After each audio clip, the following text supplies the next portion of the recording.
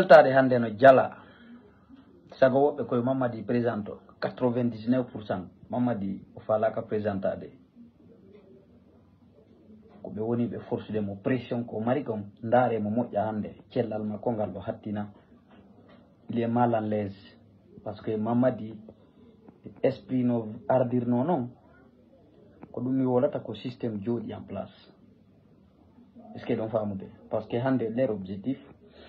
selon beaucoup de sources wonɗo e jindude nder ton Mamadi falaka présentade o koyo e carte ɓe to ɓe ƴe créa candidat ɓe adda ɓe joɗɗina à peu près 50-10 ans selon komin humpiti kon selon mi wi voilà ɓayno woodi kulle ara yoɓde ɗo ara ko wola ko na ɗum kamɓe ɓe nanata koɓe fala ko ɓe artaka commentaire ji ɗo ɓe rectifié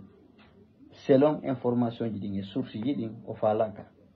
buyno forsude yo présente min kadi piyon goton tumi mari komi haalnamo Mamadi yo prépare berɗe makko ɗen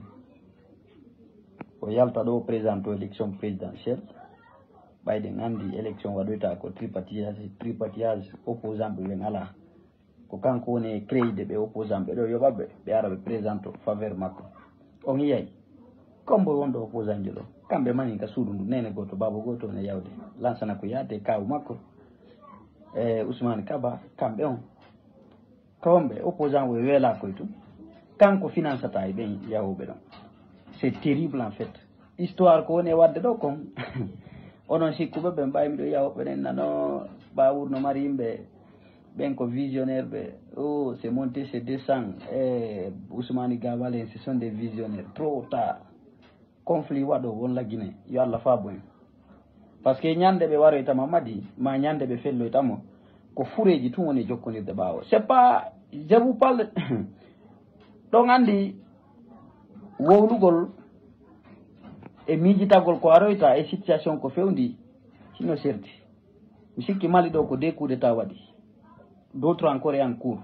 même Burkina coup d'état double coup d'état l'autre encore est en cours Niger coup d'état il y a encore un coup d'état qui est en cours soit ɓe fof ɓe wara ɓe warindira Soudan na coup d'état waɗi coup d'état ji na ɗum woni wadde ɗo awa Guinée préparé moƴƴa ko woni kellude ɗo kon fureji tun ɓe ministre ɓe cadre ɓe maɓɓe ɗo le plupart ko fureji ñande ɓe ukkodirta ɗo ɓe warindira e nder ton ha ɗum affecta population o aray noon minen min heeɓi komin faala kon